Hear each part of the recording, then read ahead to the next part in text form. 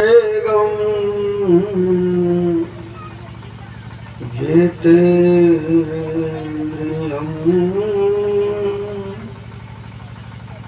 बुद्धिमतां वरिष्ठं वातात्मजं वानरयूथमुख्यं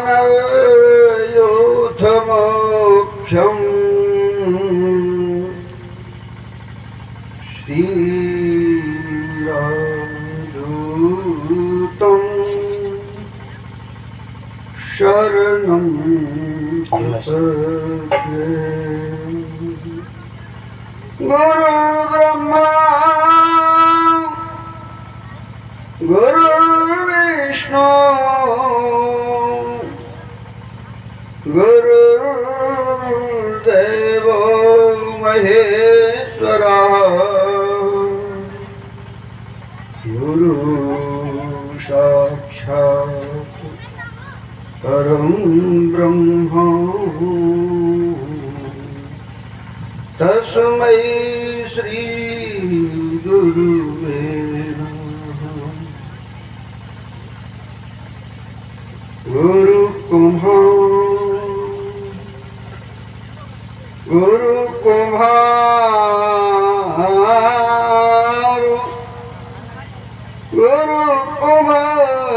शिष्य कुंभ है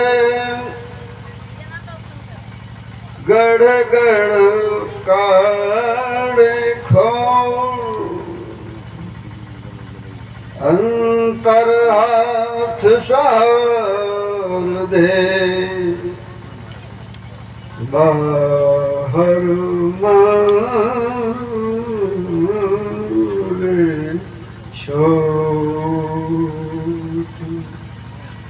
परात्पर परमात्मा को शामिल करता हूँ। पूज्य महाप्रभु महासंत महाप्रज्ञ संत प्रवर श्री कबीरदास जी महाराज, जिनकी वंदना से मैंने अपनी वाणी को आरंभ किया, ऐसे इस पावन स्थान जहाँ पर हनुमान जी महाराज विराजमान हैं, उनके चरणों में कोटसा नमन करते हुए मंच पर आसीन संत वृंदजन, जिनके भाव और विचारों से उत्प्रोत होकर अपनी सांसारिक अवस्था से अपने स्वरूप की दिशा की ओर अग्रसर होने की सहजता को प्राप्त करने वाले भाई बहनों माताएं सभी एक साथ, उसमें कोई नर नारी भेद नहीं है, जिसके द्वारा आप अपने स्वरूप की प्राप्ति की तरफ बढ़ते हैं। ऐसे सभी को, यहाँ के कण-कण को मैं प्रणाम करता हूँ। वो अच्छा समय होता है, आपने देखा होगा जीवन में समय बदलता रहता है, समय पर क्रियाएं बदलती रहती हैं। आप सवेरे कुछ और करते हैं, शाम को कुछ और करते हैं, दोपहर में कुछ और करते हैं, रात में कुछ और करते हैं। रात को कुछ और अच्छा करने का काम अलग है, दिन में काम करने का कुछ अच्छा काम और है। ये चयन आपको कोई करके बताए तो ठीक है, नहीं तो आप स्वयं अपनी जिंदगी में चयन करते रहते हैं कि ये मुझे सवेरे करना ज़्यादा अच्छा लगता है और यह करना रात को ज़्यादा अच्छा लगता है। ये आपके द्वारा स्वयं अनुभव होता है। इसका मतलब है कि समय की अच्छाई का ज्ञान आप स्वयं करते रहते हैं। आपको यहाँ ये तपती हुई धूप, ये प्रकृति का पर्यावरण जो आपके शरीर की अवस्था से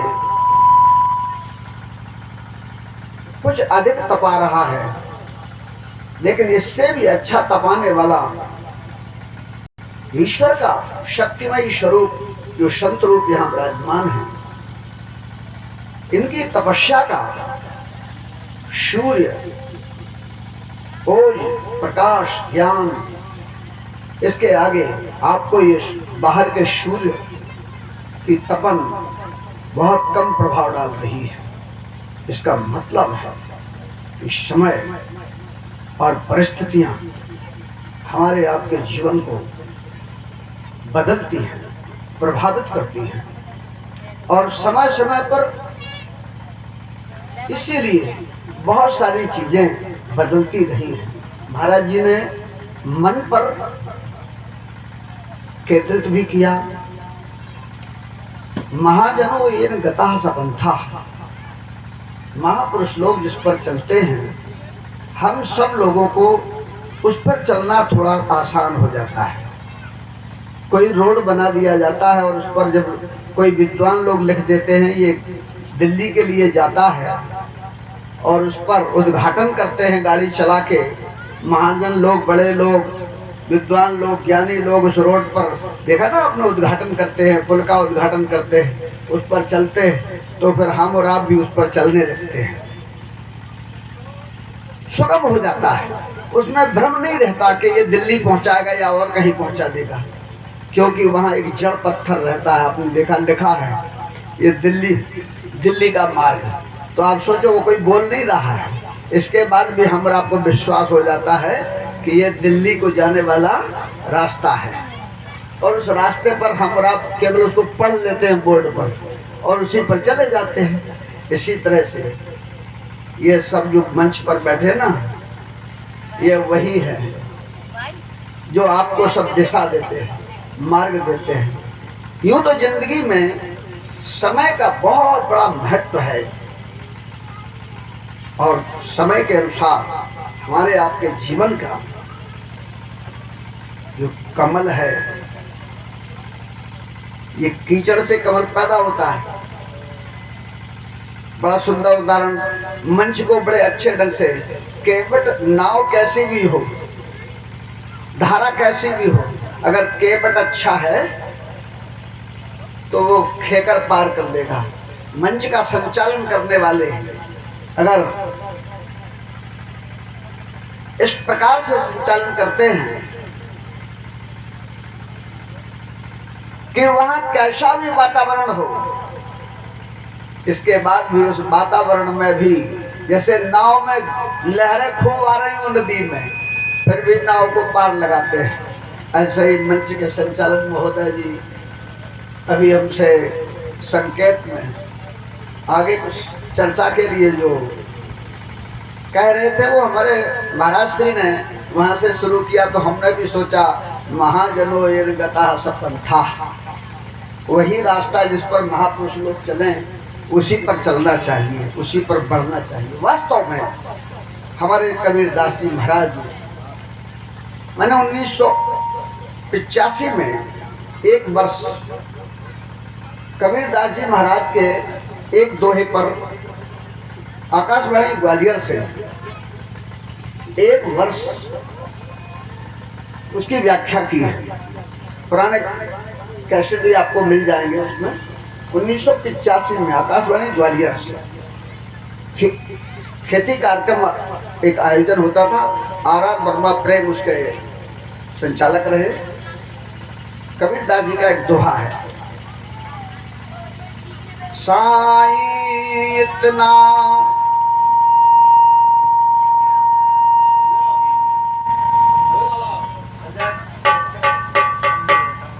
30 मिनट की व्याख्या हमारी रोजाना होती थी। उसमें प्रातः एक ही दोहे पर एक वर्ष व्याख्या हुई है। साईं इतना दीजिए, साईं साईं साईं इतना दीजिए, कीजिए जामे कुटुंब समाज, जामे जामे जामे जामे कुटुंब समाज। मैं भी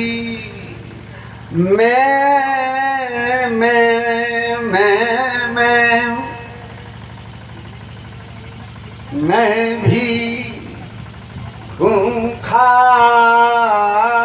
न रहे,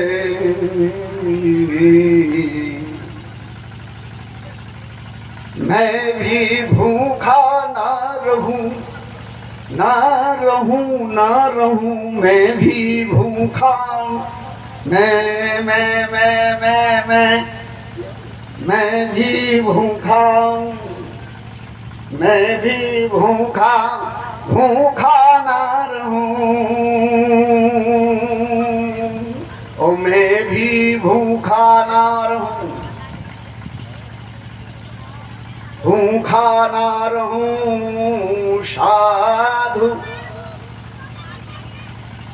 भूखा ना रहूं साधु न साधु, साधु न भूखा जाए, साधु न भूखा जाए। कबीरदास जी क्या कहना चाहते हैं? एक भिखारी बन गए।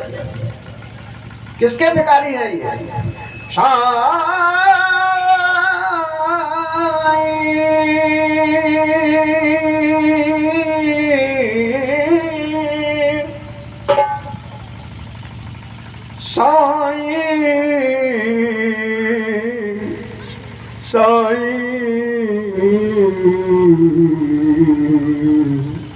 हे साईं, ओ साईं, हे साईं, मेरे साईं, साईं।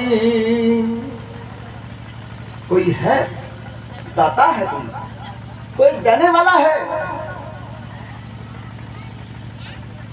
कबीरदास जी महाराज किसी नाउन से कुछ नहीं मांग रहे। नाउन माने है संज्ञा, किसी संज्ञा वाला से कुछ नहीं मांग रहे। साईं क्या है? साईं जो है कोई संज्ञा नहीं है। संज्ञा आप लोगों ने पढ़ी होगी, किसी वस्तु स्थान का नाम हो उसे संज्ञा कहते हैं। ये साईं संज्ञा नहीं है। साईं तो किससे मांग रहे? लेकिन मांग तो रहे। ये मांगना क्या है? क्या मांग रहे हैं? क्या उन्हें संसार में जिसका नाम है, संसार में नाम है, रूप है, बाजरा। आपने कबीरदास जी का चरित्र पढ़ा होगा, उसमें बाजरे के लिए ठाट फोड़ के घुस गए थे। कमाल और कमाली ने कहा कि जो है अब्बा ये क्या कर रहे हो? बोले अगर मांगेंगे तो ये देगा नहीं। और भूख से क्षुधित हैं सब लोग। उसके बाद ठाट फोड़ के घुस गए, बाजरा निकाल लिया, दलिया बनाया और महेरी बनाई, खा ली। और उसके बाद कुंडी खटखटाई, बोले भैया दरवाजा खोलो। बोले कौन? बोले कबीर। बोले तो इतने जल्दी कैसे आ गए? बोले तुम देख लेते तो गाली देते कि ये ठाट किसने फोड़ दिया। अरे ये ठाट तो मैंने फोड़ा। बोले क्यों? बोले भूखों से मर रहे थे। भुवच्छतम किम न करोति पापम। भूखा आदमी हम लोग, इसलिए भूख है संसार के लिए, तो संसार के लिए भूख है तो मांगा नहीं कबीर ने। इसका क्या मतलब? उस समय भूख थी कि भूख से व्याकुल थे, इसलिए मांगा।